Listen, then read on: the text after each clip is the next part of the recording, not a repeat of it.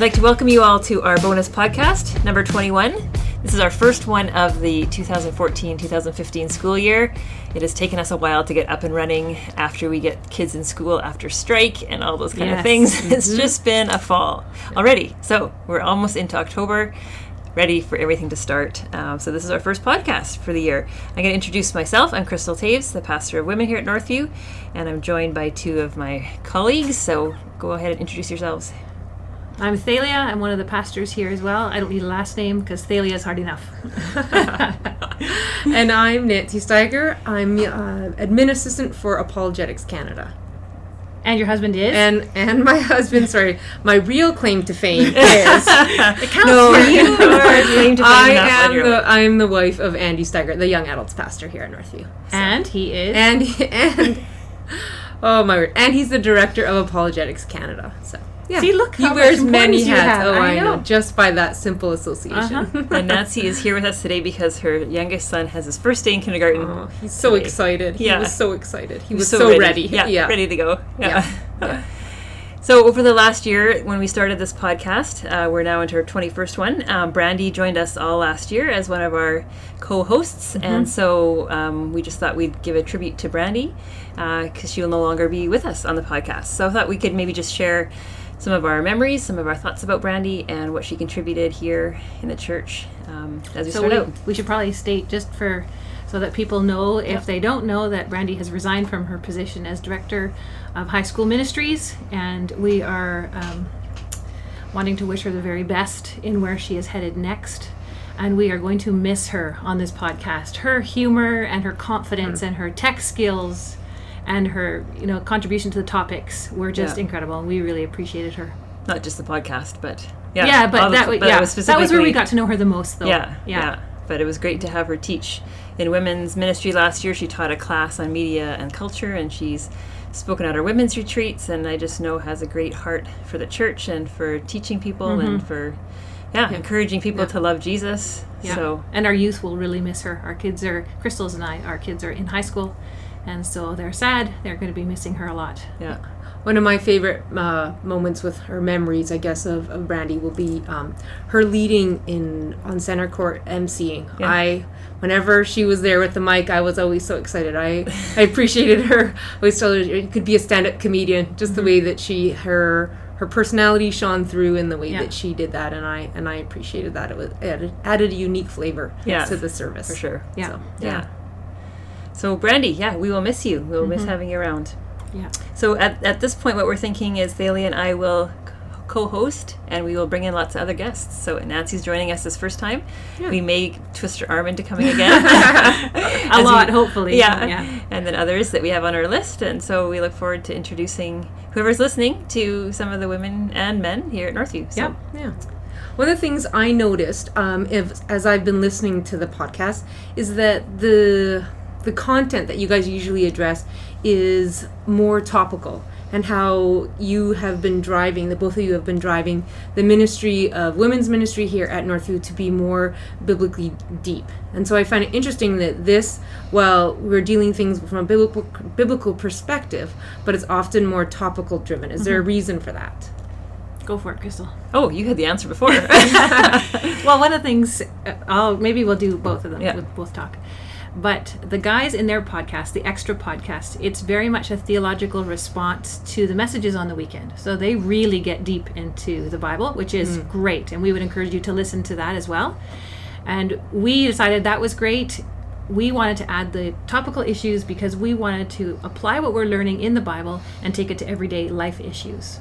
Partly maybe because we're wives and moms, and those kinds of life issues really matter to us. Absolutely.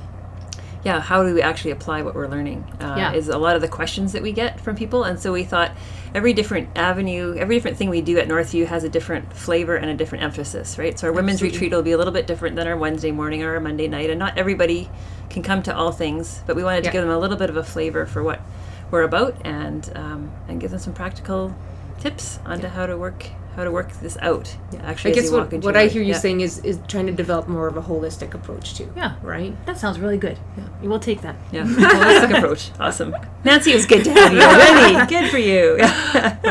So our topic today, we have a title for it. We thought we'd call it Say What You Mean and Mean What You Say. We want to talk about clear communication. So we thought we'd first of all give you some background as to why we are talking about this. Why did we bring this up as a topic? I think it was prompted, first of all, by Jeff's first devotional to our staff. Every 2 weeks, we have a staff meeting, and there's always devotional, sometimes done by Jeff and sometimes another pastor. And his first devotional, so it was the very, very beginning of September, he talked about clear communication. And it was very important to him that we as a staff communicate clearly, because we are a large staff, and clear communication makes for better relationships. Absolutely. And that was a very interesting way to start the year. What we're saying, we don't want to make people guess. To be really have integrity in communication is to be really clear about what we mean, what we're expecting from people, and to clearly say what's on our heart and what's in our minds. So we're going to talk a little bit about that today. What are some of the pitfalls to that, how we have kind of failed in the past, how we've learned and grown in the past. It was kind of funny because so Jeff started with that devotional, and then Nancy and Thaliea and I were talking at coffee break one day and just laughing over some silly family conversations that had come up because just things hadn't been miscommunicated, or there'd been guilt trips put on people, or all kinds of different things. And so we thought, well, maybe this is it was practical beyond just staff. It was a discussion worth having. It affects our family relationships. And the example Jeff gave that got everybody's attention, he said quite often, a parent, in our case we'll say a mom, would often say to their kids, hey, it's cold outside. And what they stated is it's cold outside, but what they mean is please go down the hall and get a sweatshirt to put on for school. And what they want you to do is go put on your sweatshirt to go to school. Yes. But then they all show up in the minivan to get to school, and the mom is yelling at her kids, why didn't you put on a sweatshirt? But she didn't ask that. She just said it's cold outside. She assumed that everybody else would. Right. And we do make that the translation. all the time. Yeah. But we do that all the time. That's kind of a lighthearted example. Yeah. Yes. What are some weightier examples of where this kind of has hit the road for you guys? Who wants to go first? You gonna go? I can go first. For me, mine's a little different. It's not that I communicate badly with my words. Sometimes it's that I don't communicate with my words. I try and have people. This is especially in relation to my relationship with Andy, and expect him to anticipate my needs. Oh yes. So the silent. So he will read my mind. He will read my mind. Yeah. He should read my body language. He should know how my day is gone, and he should know what I need from him. Yes. For those of you who have been married or even been in relationships, people are not always that intuitive. No. And we tend to jump to the thought they don't care when we haven't actually told them anything of what we're inquiring or requiring or asking for. Yeah. So then where that happens, an example where that kind of plays out in our family life is putting our boys to bed. They're just 5 and 7, and they're a little easier to put to bed now than they used to be, but it's always a big rigmarole, right? And so you've been with them all day as a mom, and you're tired. And you think, okay, surely he knows that I'm tired and that he will chip in, right? But for some reason, putting the boys to bed just became my responsibility, or that's just the way that it played out in our family. Instead of me saying, hey, Andy, can you take on some of this responsibility, or I'm really tired today, can you do this? I would go about putting them to bed, but I'd be cranky and I'd be short with them. Huffing and puffing. And puffing and in my head going, why isn't he helping me? He's so lazy. What's he doing over there? And sometimes I've never had those thoughts. Sometimes he would come in and be like, get out of here. You're not doing a good job. And so, but basically, and we've worked through some of that through communicating, but still, and that whole process of, instead of saying what I'm actually feeling, so sometimes just, getting testy rather than actually saying what I mean. Yeah. So, yeah. Oh, Thaliea. I have a different example. I have a bad habit currently, and I'm working on it, but still, I tend to speak up on my daughter's behalf. Because she's more of a quiet, reserved personality. I'm a little bit more talkative. And so people will ask her questions, even nowadays here in the church hallway, and I'll speak up. Yeah. And my son, Carter, and my husband get very frustrated with me, but I don't even realize it. And then I'm like, oh yeah. And then my daughter smiles because she doesn't have to answer the question. Just so I'm not helping her to learn to communicate clearly because she isn't having to. Yeah. I'm speaking up for her. So I am really trying to change that. If you catch me doing it, please tell me. I'm working on it. We'll wink at you. Yeah. Poke me. Hit me. For me, this whole topic has been just a real matter of growth and learning. My family the family that I grew up in, it wasn't like we had, that we stuffed our emotions or that we didn't talk about them, but when we did, it was usually in a very quiet, kind of calm, controlled environment where not a lot of raised voices, not a lot of kind of quick impulse discussions. And so I was used to being able to take my time to think through things and decide about things before I actually talked about them. And I got married to Bob, whose family was just much more impulsive. They would just say exactly what's on the top of their head, exactly, when they were thinking it, and didn't really care about the consequence. Not that they didn't care if they hurt you, but it was just, let's just get it out on the table right now. And I just found that hard because I was used to having time to mull it over. I didn't want to have to react instantly into a situation. And so I'd tend not to say something similar to you, but maybe for different reasons. Yeah. Because I didn't have the time to formulate what I wanted to.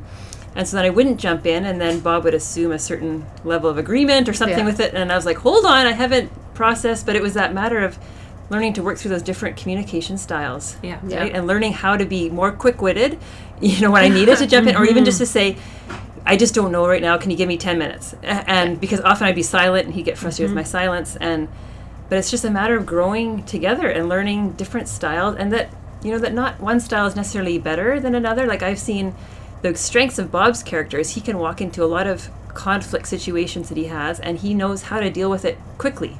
Like he has just developed that as a talent, and it's a skill. It's something he's developed. So it's not that's a bad thing. It's just different. Yeah. And so that's been a challenge for me to learn how to be able to engage and accurately and well and say what I'm feeling in the spur of the moment when it's not my normal. And for Bob too to give you Yeah. the time to work through what you needed to be able to address whatever needed to come out, right? Yeah, and know that maybe I need to go for a walk for an hour and then I'll come back and then we'll talk. And I think the one key thing in there that I heard is that you have changed and grown. Yeah. Like we are trying to be aware of what we're good at and aware of our weaknesses and try to change and grow and learn in this area, because you can learn in this area. Yeah, you can. Yeah. I think one thing too, I'm a bit of a perfectionist in the sense I want to always say something well, and I don't want to say it poorly and then have to apologize later or whatever, right? So then I tend not to say anything because I haven't formulated it right. But I've had to learn to just spit it out sometimes and just say, like, I don't quite, but this is what I'm feeling, and be okay with that, and be okay with not always having to have it polished and having it all the right way, because it's a bit of a pride thing in my own life that I want to be able to say it well right away. Sure. So what are other things that you kind of have seen in relationships that you've been in, general ways we tend not to communicate clearly with other people? I have been very good, like you, Nancy, in the past about the silent treatment, the cold shoulder. I was very good at that, and Mark changed me. He encouraged me to speak up for what I like and don't like, and we call it pushback in our house, willing to push and pull. But I wasn't so good at that. Yeah. Sometimes I notice even in our family, or I do it, is instead of stating with my kids what I want from them, I pose it as a question. Oh, yeah. Right? Yeah. So asking a question as though they're obviously going to respond yes, but I've just given them the opportunity to just say no. Yeah. But that's not... Would you please help me with the dishes? Yeah, no. It's not really a would you please, it's please help me with the dishes. Please help me with the dishes, Just being direct with what we're expecting, right? Yeah. So you're being polite, but don't be so Canadian. Right? Don't be so polite. Yeah. We talk behind people's backs. We fish for compliments. I mean, we have all these indirect ways of communicating instead of direct ways of communicating. Yeah. I've been really impressed. I was just listening to my boys, not my boys, but my boy, play with 8 other boys his age on the street. And they play hockey and they play hard and they're doing all kinds of stuff. And throughout the day you can hear them bickering and yelling and complaining about the score and whatever. But then they come in, have supper, go out again, best friends. Yeah. And so there's something to developing that direct communication. I think maybe boys they're more naturally wired that way. Girls will get hurt feelings a little bit. I think both have places to learn and grow. But I think the more comfortable we can get with direct conversation, say it like it is. Lay it out on the table, and there's not hidden agendas. There's not. At least gives you a point to start clarifying something. Yeah. If you put out a thought or an opinion, at least the next person can come back and disagree and do that push and pull. Yeah. If you don't say anything like I used to do, that doesn't help. You can't do anything with it. No. Yeah, there's nothing to work with. No, nothing to work with. Yeah. Yeah. Just dies right there. Yeah. So, yeah. I think sometimes when we don't say anything, we come to this climax of like utter frustration, and then we blow up. Yeah. Right. That's And not helpful. Emotionally we're just done, rather than slowly like dealing it with bits and bits, right? Yeah. And not just having a complete breakdown. Yeah. So what's some of the, when you think back to kind of what would be the seeds to some of these behaviors coming out, what would be some of the things that kind of preclude our not communicating well? You mean like people? why aren't we good at communicating? Yeah, like clearly? what are the things behind the scenes As I of that? stumble my words out. Yeah. Well, I know that for many of us, we didn't necessarily learn how to communicate well growing up. Like for me in my house, my parents worked full time and they were very involved in our church and volunteer activities, so they weren't around a lot. And you kind of just learned it from your friends, or you kind of learned it here and there. It wasn't. We didn't talk as much as we do now with our kids. Mm-hmm. And then, I mean, think about everyone that you interact with, whether or not it's a coworker or a spouse or a friend or whatever. Everyone's has grown up in their own environment and learned their own style. Yeah. And they expect others to use that same style. Yeah. But that isn't the case, and so we have to be sensitive to how someone else may be approaching that conflict or whatever, or not, just speaking in general. Yeah. And getting, to their intent. What are they meaning to say? What's really at the heart of what they're trying to communicate? I think we want to avoid conflict a lot of times. Yes. We just think Yes. if we don't address it, it'll just go away, Yes. or there'll be some other way. It's hard. Yeah. It's hard to have tough conversations with people. Yeah. Like, we would much rather just put our heads in the sand. Sort of like that saying, the more people I meet, the more I like my dog kind of idea. Like people are complicated. Yeah. And it takes a lot of work to communicate well. Yeah, it's a lot of effort. Yeah. Sometimes you just don't feel like you want to. And I've get seen into it. in women's ministry, particularly here, and maybe among my friends too, as women, we really want to be polite and kind. Yes. And so we tend to be a little overly polite and kind, and so we don't really want to state what we want or don't want. So my pet peeve is when I ask people to do something, I'd really rather hear a yes, I'd love to, or no, thank you, it doesn't work. Not this, well, maybe, and you're kind of left hanging for a long time. You don't know if you can count on the person. But we're afraid to say no, thank you, because it might hurt their feelings. Yeah. But I prefer a little bit more clear. Yeah, and I know even listening to my daughters, and I know this is the way it is with us sometimes too. You'll say to somebody, well, what do you guys want to do today? Well, I don't know. What do you want to do? Well, I don't know. Where do you want to go eat? I don't know. Where do come you? on, let's just put an idea on the table. Yeah. But it's almost an insecurity thing, I think, because people don't want to put their idea out there and have someone else not like it, or someone. You want to almost be kind of the one that molds to everybody else's agenda, because then they might like you better, right? If they see you as somebody that's, she's willing to go along with everything. Yeah. I think if you have your own opinion, that someone's not going to really appreciate that. So it's an insecurity thing, I think, too. To putting our own ideas forward. Yeah. And I think in light of all of the talk of being direct, we also need to have, that not being overly sensitive, right? There's the receiver's end of things, right? As to how when we receive that direct communication, how that comes across. Yeah, and it's kind of funny for me because I really like it when someone's honest with me, but I have a hard time being honest back. Like, as much as I appreciate it, so I need to learn. Yeah, I appreciate that, so I'm sure someone else will appreciate that too if I honestly lay it out. And I think the balance too is we don't want to be so excited about being honest and direct that we don't care about person's feelings. Like there's a balance. It's that fine line, right? Yeah. That sensitivity and compassion to others. Yeah. And even knowing like how sensitive is the issue that you're addressing, right? Yeah. Is this just a put on your jacket? Put on your jacket. Not it's cold outside, but are you dealing with the conflict then? Being able to be sensitive to that and understanding who you're talking to, right? Yeah. So what are some of the solutions? What have you, as you've grown and learned, how do you train yourself to communicate better, more clearly? Well, I think the first one we talked about a few minutes ago is being willing to evaluate ourselves. What are we like in our own communication style? What do we like in other people's communication style? Is there some books or resources we can read? How can we grow in this area? Because we all can grow in this area. Absolutely. Yeah, that whole self-awareness and knowing, even knowing how your tone communicates. I find that's been so key in my relationships with Andy's family. Our families are similar to how you and Bob were saying, just very different.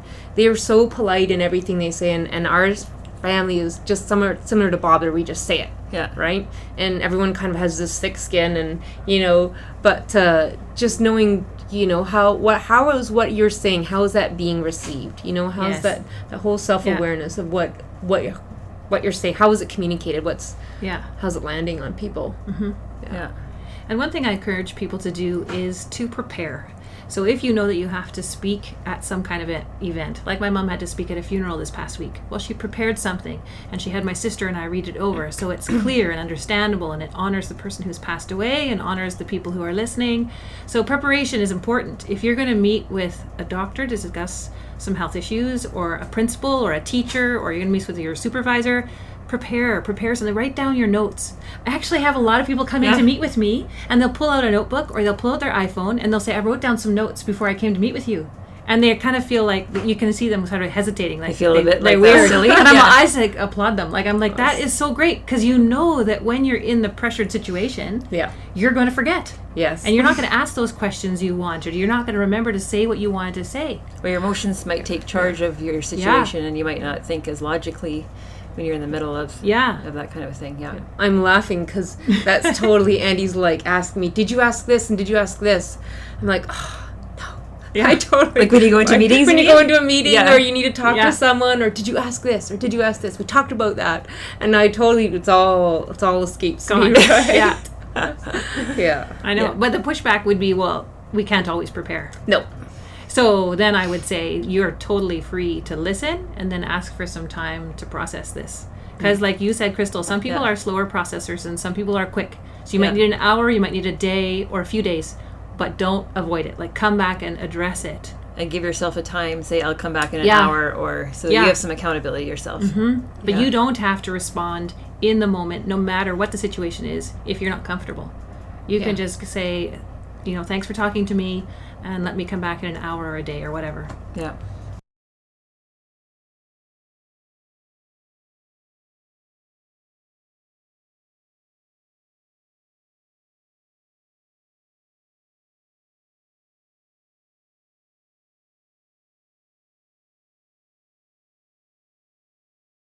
Oh, please. Pet peeve. Yeah. Okay, sorry. I know exactly where you're going. I was just going to say, Facebook, please.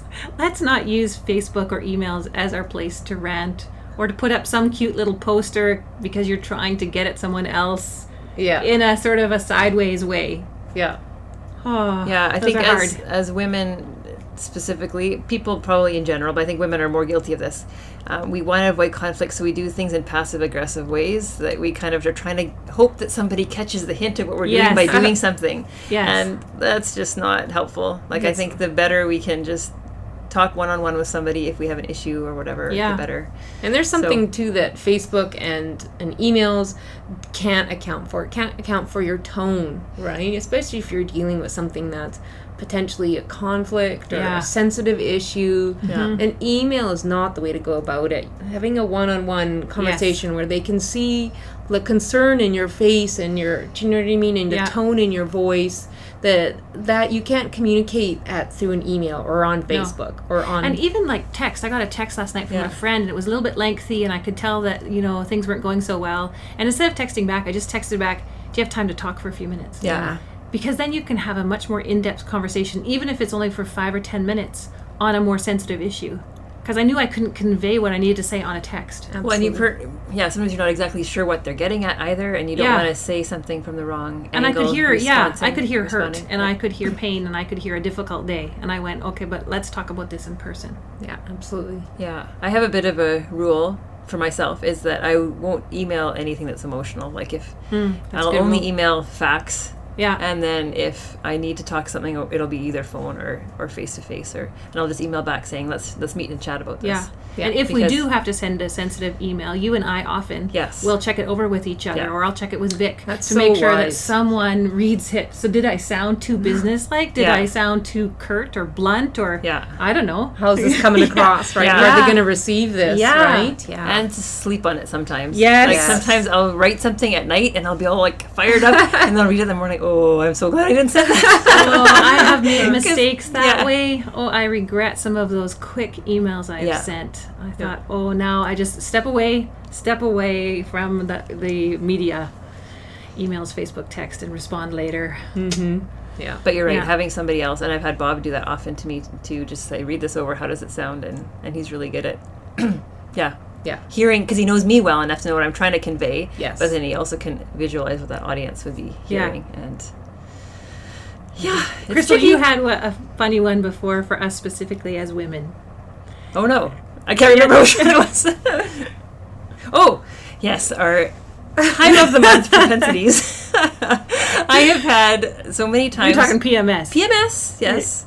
I think we have to acknowledge that is a reality for women, and I've had, I have on my phone a little bit of a calendar that I know, and if I'm really feeling riled up about something, especially if it relates to intimate relationships, because that's where you'll tend to say something more hurtful or more whatever. I'll double check. Where am I on this month? And maybe I should wait a few days before I talk about this, because I have so many times gone into a situation feeling like I'm justified and I'm angry about something and I'm all worked up and this is the right time to talk about it, and then I realize later, no, that was not the right time. So there was one time where Bob kind of had this look in his eyes like, I'm not sure if I should say this, but is it that it's a certain time of the month? And I was like, oh yeah. Busted. Yeah. I have warned my family, like today I just feel like picking a fight with everything you say. So please, I just need some space because I'm just going to argue everything. I just feel that irrational part come over. Yeah. And he calls me out on it often. Yeah. Oh, he's braver than Bob, is Yeah. You know, Mark has a calendar on his phone. He knows my schedule. That is so... I mean, I love him. That's for a man that loves you. He loves me, but that is weird. But he knows he finds it helpful. Yeah. Whatever you got to use, whatever tips and tricks you got to use to make it work. Absolutely. But I think it's important for us to be aware of that too, and even to say that to people, because I think when you're in a couple days there, your world just changes for a little bit, and your perspective changes, and you need to be everything's heightened. And just say, okay, well, this isn't all the time, and just normalize that. And I kind of knew when my kids were little, because I'm not a really great little kid person to have like lots of friends in my house and stuff. I knew it was always a stressor for me, and so there would be certain days of the month I just say no friends today. Like it was just, we'll be a family, we'll do our thing. Next week I'll be good with a lot of friends in the house. You know, and I think we have to be okay with that. Totally. And I'm thinking to some of the situations that come in the door here, and I'm thinking that if you're in a vulnerable situation, like if you're a new widow, if you're newly separated, if you have something, a stressor in your life that has just happened, I would say that you're also in a vulnerable spot. And maybe, warn people I'm a little bit in a vulnerable spot. And so I'll try to be careful with what I say. And it's the whole thing of being aware of yourself and where you're at emotionally, mentally, physically. And midterm exams, for students, that's a big stressful time. And what you say when you're tired and hungry and stressed might not be what you want to say a few weeks later. When work's stressful, there's a lot on your plate. It impacts how you relate to your family. So it's figuring out ways to recognize that may be impacting your perspective, but it might not be the full picture of what's going on if you stepped away from some of those things. Yeah, so it's not an excuse. No. We don't have an excuse to be unkind or insult others or like that, but we have to recognize that it's a big deal. And know our own limitations at certain times. Yeah. That we just can't take on more because we're going to get grumpy and mean, and it's not worth it for the people around us. So we better just stop. So I think the thing about when someone comes at you like that is to take a breath. Yeah. Not take it personally. Yeah. And to take the time to ask them to clarify themselves. Like, so what do you mean? What are you trying to get at here, right? So that you're not easily offended, but you can get down to the root of what's happening there. Yeah. Dave Heidelberg had a good word in one of the pastors' meetings a few weeks ago. He said his dad would always say to him, never answer an emotional question with a logical answer, right? So if somebody comes at you really emotional, don't try and just be logical back. Try and find out, like, what's behind that emotion? Why are you feeling this way? And dig until you get to the root of what maybe thought patterns or ideas or whatever are behind it. But if you start right away with answering with logic, that person's not ready for it, and they're not in that space. Yeah, they might be blinded to certain things. So if you're wondering, our listeners, if you're wondering about how to improve in this area, I have some ideas for some resources, but I'll put a disclaimer at the front saying that these aren't Christian resources. So I agree with most of what's in the books. They are very helpful. I have 3 books for you. The first one is How to Win Friends and Influence People by Dale Carnegie, and I had our kids read it with Mark and I. Nancy needs to go pick up kids. See you later, Nancy. Yeah, first day of kindergarten. Yes. Disappoint. Say hi to William. It was nice to be here. Okay. See you later. So that book, How to Win Friends and Influence People, is really easy to read, and my kids told me, and they're teenagers, told me that it has really changed how they interact with their friends. So that's a good one. And then there's 2 books by the same authors, How to Talk So Kids Will Listen and Listen So Kids Will Talk. That's one book. And the second one is How to Talk So Teens Will Listen and Listen So Teens Will Talk. The author is Adele Faber, Faber, and Elaine Mazlish, Mazlish. Now, if you've tuned me out because you don't have kids or teens and don't want kids or teens, or they've all grown up and left the house, please, actually, I would encourage you to pick up the book, because the one particularly for teens, How to Talk So Teens Will Listen, that one actually applies to adult conversations. And it's a really good book because she has, throughout the book, comic strips of bad ways to communicate, and then a comic strip of the same situation but a good way to communicate. And it's very easy to read, it's very helpful, and because teens have adult conversation, if you learn to talk with, like, using that book, you will be able to talk with adults on any topic. Yeah, so those are 3 resources, and as I think of more, I will put them on Facebook, or I'll bring them up at future podcasts or something. But I am working on this area to find resources. Yeah, it's an important thing for all of us to learn. Yeah. Any final thoughts that you have on this topic? No, that's good. I think it's the start of a great conversation. So if you want to email Kristal or myself and add your 2 bits, we would love some feedback. That would be great. And if you have ideas for future podcasts, we would love to hear from you. You can stop us in the hallway at church, or you can send us an email or whatever. Be great. Yeah, we have a couple ideas in mind, so we're going to sit down in the next few weeks and kind of flesh them out and who would be great guests to have on there. So I think there'll be some really engaging topics as we go forward. We're looking forward to that. So why don't I pray as we end this podcast, and then we'll send off. Okay. Lord, I thank you that you created us for relationship, and that you created us to be in relationship with you and to be in relationship with other people. Lord, the fact that we are in a body that's called your church is a weighty thing for us, Lord.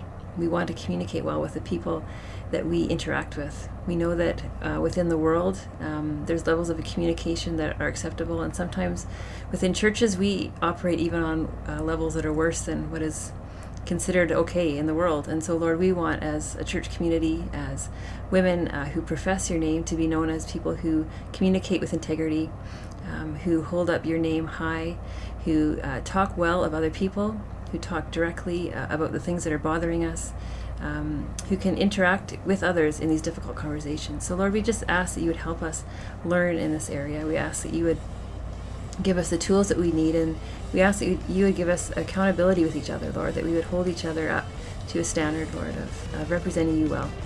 We pray that your body, the church, would just be glorified through all of us. And we ask these things in your name, Jesus. Amen. Amen. Thanks for joining me. See you later.